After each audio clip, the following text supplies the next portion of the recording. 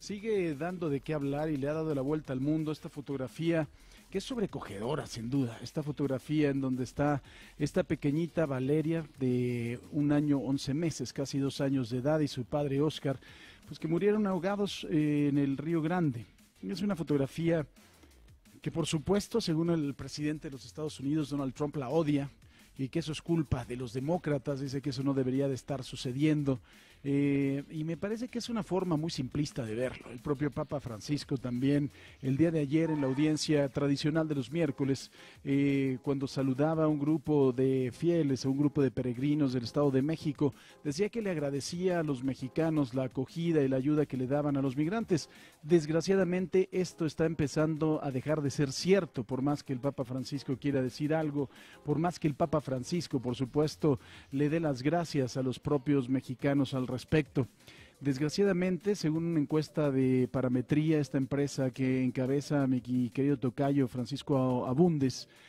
tenemos ya un rechazo del 95% de los mexicanos a, pues precisamente a los migrantes. Ya no los vemos como antes y ya hay un rechazo de verdad muy importante en contra de su paso por nuestro país. Esto resulta ser una tragedia. Hoy en la mañana, cuando estaba analizando este asunto, en donde ya incluso los republicanos están criticando a Donald Trump y sus medidas tan férreas para no dejar pasar a los migrantes y para que se queden en territorio nacional,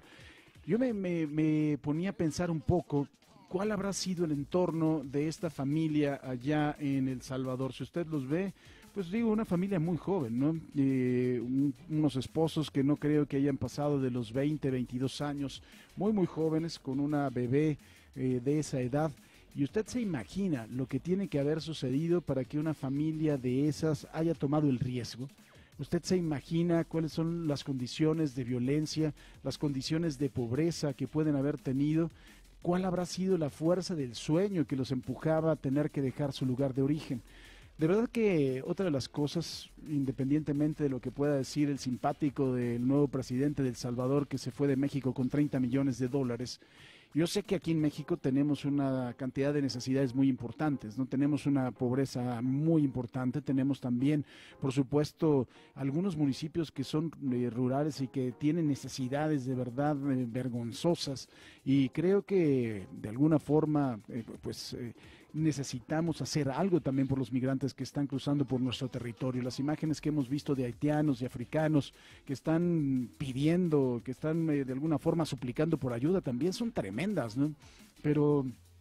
creo que también debemos de hacer una reflexión muy importante al respecto de esto, una reflexión que nos lleve a ver qué es lo que está pasando de verdad en toda esta zona. Mire, si usted ve y lee algunas crónicas de lo que sucede en El Salvador, hay algunos poblados enteros que los tienen que la gente se va, porque si no se van y no participan de las actividades del crimen organizado, que obviamente de las más importantes es el tráfico de personas y también el tráfico de droga, pues arrasan con los pueblos. De verdad que no les importan, prefieren pueblos vacíos en donde se pueda dar su actividad criminal a tener allá a la gente, y eso está en crónicas, está en los periódicos, está también en libros de personas que han hecho algún tipo de viaje alrededor de estas zonas. De verdad que creo que debemos de empezar a tomar conciencia, porque además,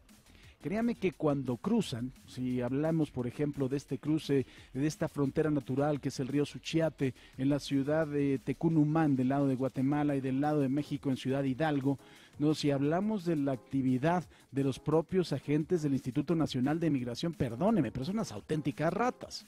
Yo ya me contaba en algún momento el productor Daniel Lasky, y también lo puede usted leer en el libro de Rafa Ramírez Heredia que se llama La Amara, que muchos de los agentes de migración que están en esa zona, el que tenía el coche más amolado era un Passat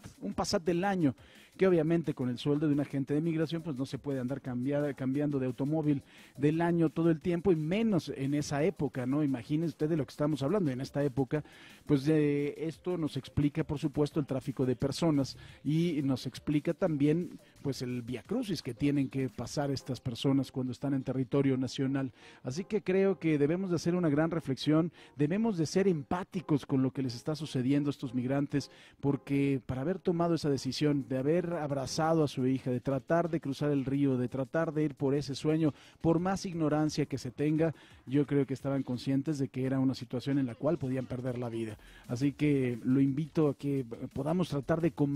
comprender lo que está sucediendo con este fenómeno de la migración y entendamos también como país, ¿no?, que hay veces que a lo mejor no podemos hacerle caso, aunque tengamos muy poco margen de maniobra, a las locuras del señor del pelo naranja allá de los Estados Unidos. Así que de esto vamos a estar platicando y vamos a estar platicando de cosas ricas también, porque estamos desde el restaurante de Aquirico, que ya le vamos a estar platicando de las cosas deliciosas que se tienen aquí, tanto desayunos de